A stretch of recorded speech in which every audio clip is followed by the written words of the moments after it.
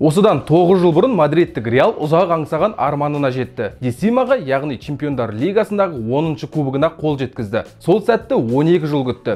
2014 жылдың 24 мамырын Реал жанкүйерлері әзір ұмыта қоймас. Дәл сол күні Чемпиондар Лигасының финалында көршісі Атлетиконы тас-талқан еткен еді. Бәріңе сәлем, бұл екінші тайм арнасы. Мен Есет Төлеш. Бүгін Реалға Чемпиондар Лигасының 10-шы кубогын алып келген футболшылар туралы айтамыз. 9 жылдан кейін қазір олар қайда жүр? Қанша ойыншы карьерасын аяқтап үлгерді? Кім балықшы болып жүр? Сол құрамнан қанша ойыншы қалды? Бәрін айтып береміз. Келесіде қай команданың қай кездегі құрамы туралы айтайық. Пікірге жаза кет. Каналға жазылуды ұмытпа. Бастаймыз.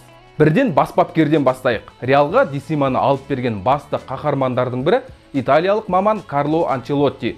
Бұл Папа Карлоның Реалдағы алғашқы маусымы болатын және бірден ең басты тапсырманы орындады. Бүгінде ол әлі де болса Реалдың тізгінінде. Бірақ 2013 пен қазіргі сәттің арасында 3 клубқа барып келді. Италиялық маман Реалдан 2015 жылы кетіп, кішкене ем алып алды да 2016 жылы жазда Баварияның тізгінін ұстады. Бундеслиганы жеңгенімен Чемпиондар Лигасын бағындыра алмады. 2018 жылы мамырда Наполидің тізгінін ұстады. Бірақ 2019 жылдың 10 желтоқсанында қызметінен кетті. 10 күннен соң Эвертонмен келісім-шарт жасасты. Дегенмен бұл екі клубта жолы болмады. 2021 жылы Анчелотти Реалға оралды да қайта келгеннен кейінгі алғашқы маусымында тағы да Чемпиондар Лигасын жеңіп алды. Осылайша Реалдың Чемпиондар Лигасындағы кубок саны 14-ке жетті. Анчелоттидің өзі карьерасында 4-ші рет бұл турнирде топ жарды. Енді ойыншылар қазір қайда жүргенін айтайық. Әрине, Атлетикоға қарсы финалда негізгі құрамда шыққан 11 футболшыдан бастаймыз. Одан бөлек сол жеңіске біраз үлесін қосқан қосалқы құрам футболшылары жайында да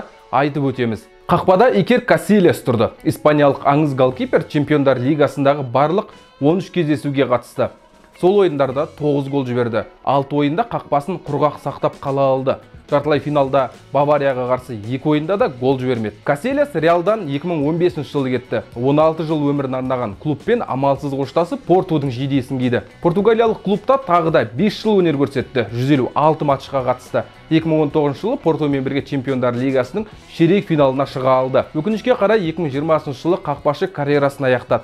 Оған 2019 жылы көктемде жүрек ұстамасы себеп болды. Жаттығу кезінде Икер өзін жайсыз сезініп, ақыры ауруханаға түскен болатын. Сол кезде голкиперге миокард инфаркты деген диагноз қойылған. Касилес карьерасын аяқтаған соң Реалға оралды. 2020 жылы желтоқсанда ол Реал Мадрид қоры бас директорының орынбасары қызметіне тағайындалды. Футболшы 2021 жылы 12 жыл одақтасқан жары Сара Карбанеромен ажырасты. Жұптың 2 ұлы бар.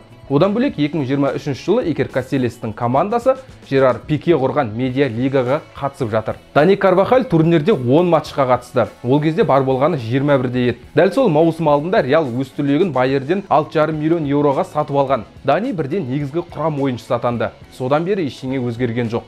9 жыл өтті. Карвахаль әлі де Реалдың негізгі құрамындағы ойыншы. Өзгергені қорғаушының жасы мен титул саны. Себебі Карвахаль бүгінде Чемпиондар Лигасының 5 дүркін жеңімпазы, 3 дүркін Испания чемпионы. Соңғы маусымдарда жиі жарақат алып жүр. Дегенмен әлі шеберлігін жоғалтқан жоқ. Таяуда 31 жасқа толған қорғаушы былтыр Катардағы әлем чемпионатына қатысты. Ал Реалмен келісім-шарты 2025 жылы жазда аяқталады. Яғни қорғаушыны жарақаттары мазаламаса, кем дегенде алдағы 2 маусымда Реал сапында көреміз. Реалдың орталық қорғанысына Серхио Рамос жауап берді. Сол финалдың басты қаһарманы 92-де 48.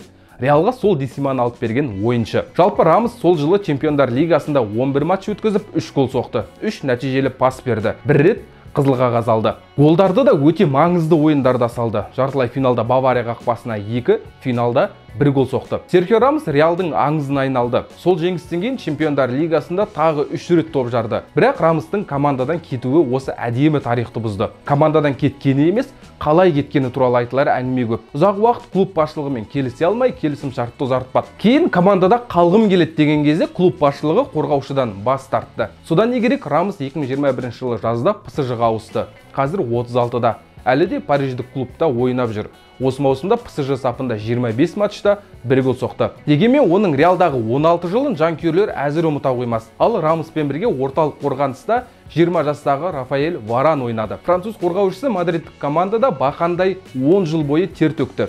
4 рет Чемпиондар Лигасын жеңіп алды. Негізгі құрамдағы орнын ешкімге берген жоқ. 2018 жылы Франция құрамасымен бірге әлем чемпионы атанды. 2021 жылы Варан күтпеген жерден ағылшын футболына кетіп қалды. Манчестер Юнайтедпен келісімшарт жасасты. Жаңа сынақтар керек екенін айтқан. Қазір MU-дің негізгі құрамында ойнайды. Бірақ Реалдан кеткелі ешқандай турнирде топ жарып көрген жоқ. Әйтсе де қорғаушының алар асуы әлі алда дегіміз келеді. Себебі ол биыл 30 жасқа енді толады. Сол маусымда Реалдың сол қапталдағы қорғанысында 2 футболшы ойнады. Марсело 7, Фабио Коентрау 6 ойынға шықты. Финалда Коентрау негізгі құрамда болды. Жалпы португалиялық қорғаушы 1-8 финалдағы Шалкеге қарсы қарымта матчтан бастап негізгі құрамда шығып жүрді. Сол маусымнан кейін Фабио көзге көп түсе қоймады. 2015 жылы Монакоға, кейін 2017 жылы Спортингке жалға берілді. Ал 2018 жылы жазда португалиялық Руи Авеге еркін агент ретінде ауысты. Бірақ онда да жасында жарқылдай қойған жоқ. 2019 жылы карьерасында үзіліс болды. Кейін қайта бастағанмен 2021 жылғы маусымнан кейін 33 жасында карьерасын аяқтады. 2014 жылдан кейін ешқандай турнирден жүлде алмады. 2016 жылы Португалия Еуропа чемпионы болған кезде жарақатына байланысты турнирге қатыспай қалған. Ал 2018 жылғы әлем чемпионатына шақырту алмады да. Қазір ол футболдан алшақ. Португалиядағы Вилла ду Конде деген шағын қалада тұрады. Әкесінің ізімен балықшы болып кетті. Теңіз менің өмірім депті ол сұхбатында. Жартылай қорғаушыларға да жеттік. Лука Модрич. Хорват туралы көп нәрсе айтуға болады, бірақ бәрін өздеріңізде жақсы білетін шығарсыздар. 37-ге келсе де әлі Реал сапында жүр, қартаятын ойы жоқ. Сондықтан қысқаша айтып өтейік. Модрич сол жылғы Чемпиондар лигасында 11 матчқа қатысты. 1 гол соқты, 3 нәтижелі пас берді. Ең маңызды ассисті 93-ші минутта болды. Рамосқа допты дәл жеткізіп берген осы Модрич еді. Хорват футболшысы бүгінде Реалдың аңызына айналды. 5 рет Чемпиондар лигасын жеңді, 3 рет Испания чемпионы болды. 2018 жылы алтын доп жеңіп алды. Ал Хорватия құрамасымен бірге 2 рет әлем чемпионатының жүлдегері болды. Аңыз ойыншы. Финалда жартылай қорғаныста ойнаған тағы бір футболшы неміс Сами Хедира. Хедира үшін сол маусымның басы қатты, аяғы тәтті болды. Сами маусымда негізгі құрам ойыншысы ретінде бастады. Бірақ қарашада өте ауыр жарақат алды. Сондықтан 167 күн бойы алаңға шыға алмады. 38 матчқа қатыспады. Сөйтіп алаңға тек мамырдың басында ғана орала алды. Сондықтан сол маусымда Чемпиондар лигасында да өткізген матчы аз. Топтық кезеңнің алғашқы 4 кездесуіне қатысты. Кейін жарақатына байланысты финалға дейін ойнамады. Ал финалда 59 минут ойнап, бір сары қағаз алды. Қалай дегенде де карьерасында алғаш және соңғы рет Чемпиондар лигасын жеңіп алды. Хедира Реалда тағы бір маусым өткізіп 2015 жылы Ювентусқа ауысты. Ол жақта 5,5 жыл ойнап 5 рет Италия чемпионы атанды. Ал 2021 жылы ақпанда Гертаға ауысып жарты маусым ойнады. Сөйтіп 2021 жылдың жазында карьерасын аяқтады. Былтыр жазда ол өзінің туған клубы Штутгартта спорт кеңесшісі қызметіне тағайындалды. Одан бөлек кейінгі Еуропа чемпионаты мен былтырғы әлем чемпионатында сарапшы болды. Жартылай қорғаныстағы үштікте Анхель Ди Мария болды. Жалпы сол Ди Марияның ең үздік маусымдарының бірі еді. Чемпиондар лигасындағы 11 матчында 3 гол соғып, 6 нәтижелі пас берді. Бір ассисті финалда жасады. Жалпы сол финалдың үздік ойыншысы атанған болатын. Бірақ өкінішке қарай сол маусымнан кейін аргентиналық футболшы Реалдан кетіп қалды. 2014 жылы жазда Манчестер Юнайтедтің жейдесін киді. Ол жақта бір ғана маусым ойнады. АПЛда 3 гол соғып 11 нәтижелі пас берді. Бірақ көптеген басылым оның трансферін сәтсіз деп бағалады. 2015 жылы ол ПСЖ футболшысы атанды. Париждік клубта 300-ге жуық матч өткізді. 100 шақты гол соғып тастады.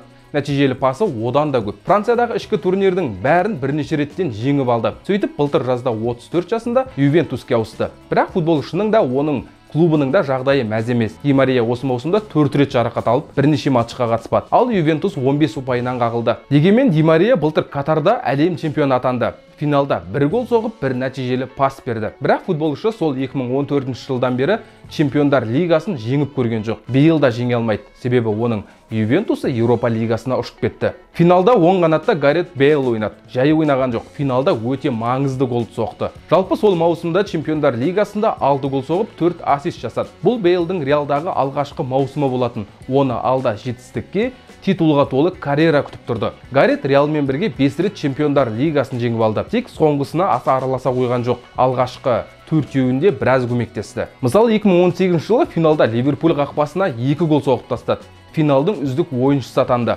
Кариусқа сәлем айтып қояйық. Бейл 2019 жылға дейін Реал жанкүйерлерінің сүйікті ойыншыларының бірі болды.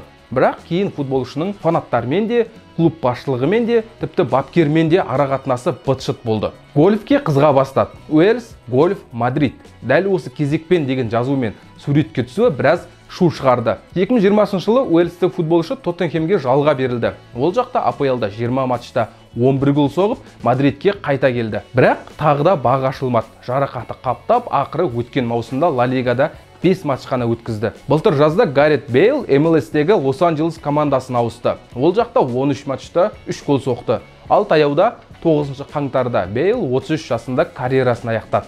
Енді футбол кедергі келтірмейді. Оны гольф турнирлерінен күтеміз. Криштиану Роналду сол жылғы Чемпиондар лигасының үздік сұрмергені, үздік ойыншысы. 11 матчта 17 гол соғып, 5 нәтижелі пас берді. Тек жартылай финалда Баварияға қарсы алғашқы матчта гол соға алмады. Қалғанының бәрінде алаңнан голсыз кетпеді. Финалда 1 гол соқты. Пенальтиден көзге түсіп, есепті 4-1 қылды. Роналду Реалда 2018 жылға дейін ойнады. 2018-дің жазында Реал қатарынан 3 рет Чемпиондар лигасын жеңіп алғаннан кейін Рон командадан кетті. Және қалай кетті?